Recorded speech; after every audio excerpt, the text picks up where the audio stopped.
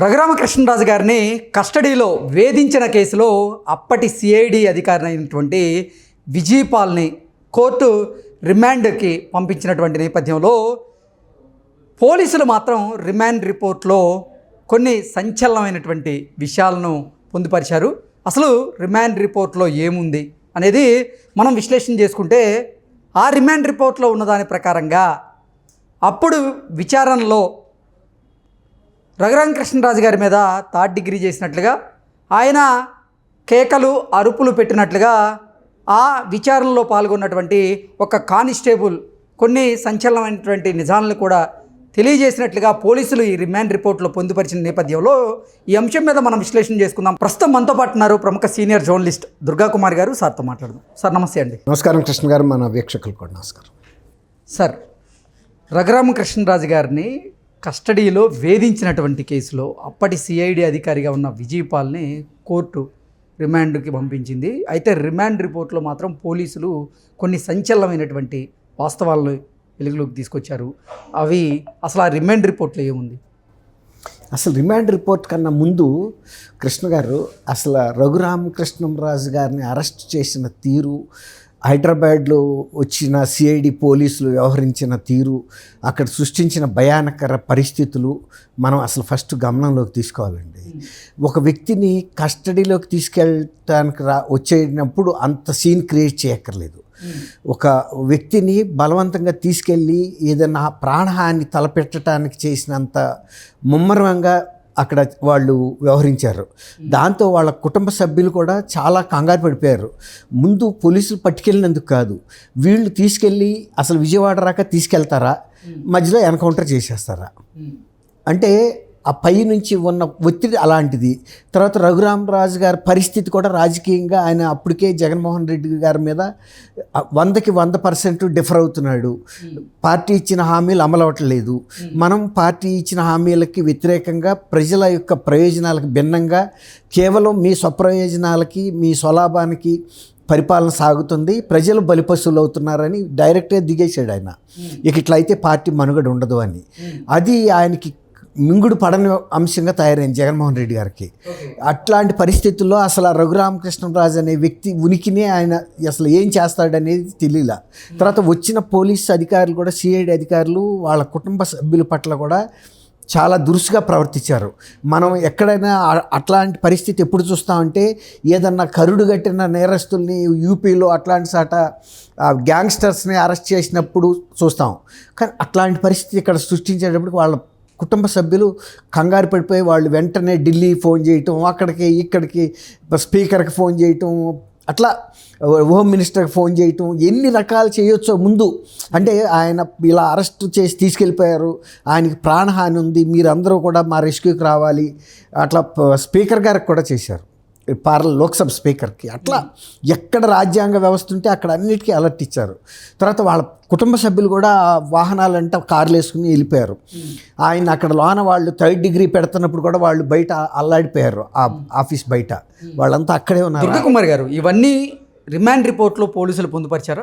అయితే ఏంటంటే ఇప్పుడు ఆ రిమాండ్ రిపోర్ట్లో కూడా వాళ్ళు సిఐడి కార్యాలయంలో ఆ టైంలో డ్యూటీలో ఉన్న ఎవరైతే కొట్టిన వ్యక్తులైతే చెప్పడానికి ముందుకు రారు కదా, అసలు ఆ సిఐడి ఆఫీస్లో ఆ పర్టికులర్ టైంలో ఎవరున్నారు అనే అంశం మీద విచారించి అక్కడ కానిస్టేబుల్ని అడిగితే కూడా ఆయన్ని రూమ్లోకి తీసుకెళ్ళిన తర్వాత పెద్ద ఎత్తున కేకలు అరుపులు వినపడిని అని అయితే చెప్పారు.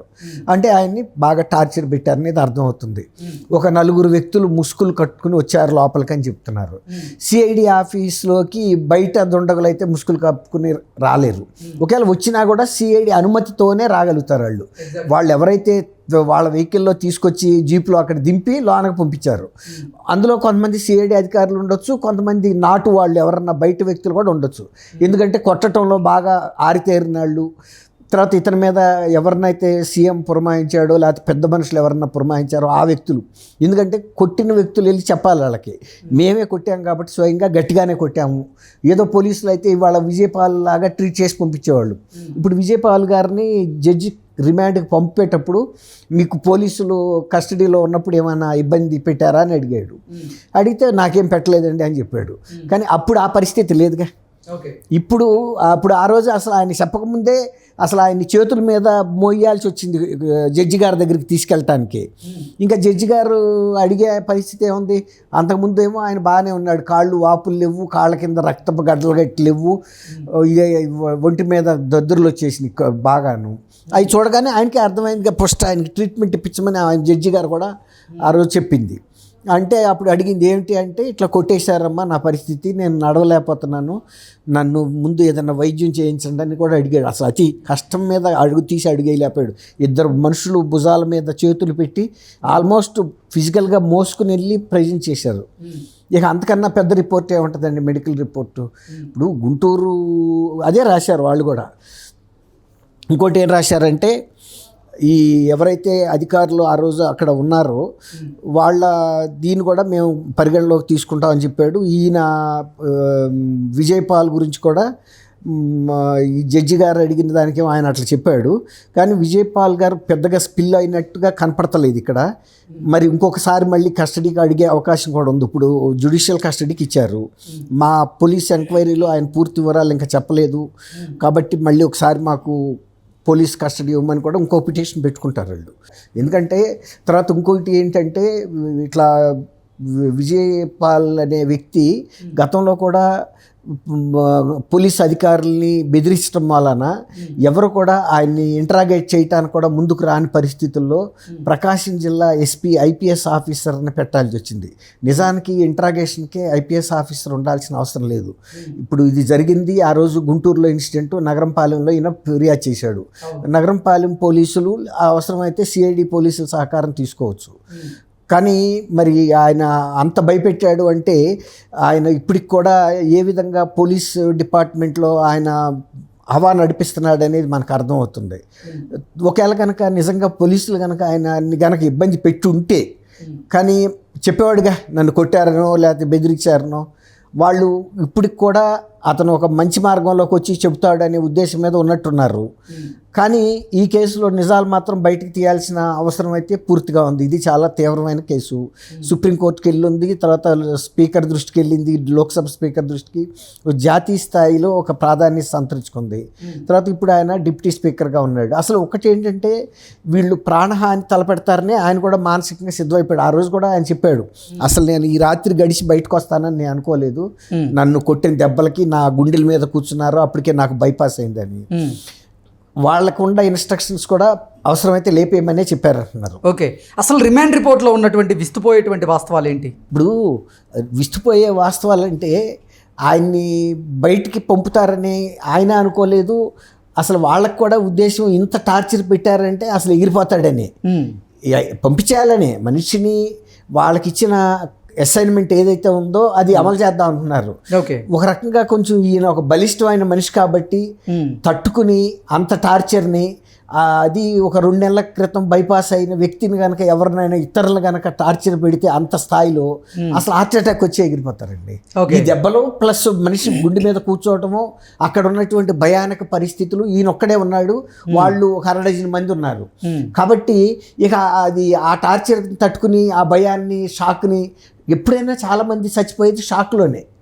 ఒక పాము గరిచినప్పుడు కానీ, ఒక యాక్సిడెంట్ అయినప్పుడు కానీ, ఇలాంటి సిచ్యువేషన్స్ వచ్చినప్పుడు ఆయన ఆ షాక్ని విత్ స్టాండ్ అయ్యాడంటే కొంచెం ఆయనకి మానసికంగా ధైర్యం ఉండబట్టి తట్టుకుని బయటపడ్డాడు. కాబట్టి వాళ్ళు అతన్ని లేపేయటానికి తక్కువ ఏ ప్రయత్నం జరగలేదండి. అదే రిమాండ్ రిపోర్ట్లో రాశారు, ఇది చాలా తీవ్రమైన అటాక్ జరిగింది. గుంటూరు హాస్పిటల్స్ వాళ్ళు కూడా వాళ్ళు ఇచ్చిన రిపోర్టు పూర్తిగా రాంగ్ రిపోర్టు, అది ఫ్యాబ్రికేటెడ్ రిపోర్ట్ అనేది కూడా వాళ్ళు మెన్షన్ చేశారు రిమాండ్ రిపోర్ట్లో. కాబట్టి అది ఆయనకి హత్యా ప్రయత్నానికి అరెస్ట్ చేసిన దగ్గర నుంచి, అరెస్ట్ అని కూడా మనం అనలేము, ఆయన్ని ఎక్కడ అక్రమంగా పట్టుకున్న దగ్గర నుంచి కోర్టులో ప్రొడ్యూస్ చేసే వరకు జరిగిన పరిస్థితి. రఘురామకృష్ణరాజు గారిని హత్య చేయాలనే భావంతోనే ఆయన మీద 3rd డిగ్రీ ప్రయోగించారు. గట్టిగా అదే కాదు, ఇక ఆ షాక్లో మనిషి ఎగిరిపోతాడని వాళ్ళు కూడా అనుకున్నారు. కానీ ఈయన ఏదో అయితే అయింది, ఇక నేను ఎట్టాగు సిద్ధపడిపోయాడు. ఆయన కూడా చెప్పాడు కదా, నేను బతుకుతానని నేను అనుకోలేదు.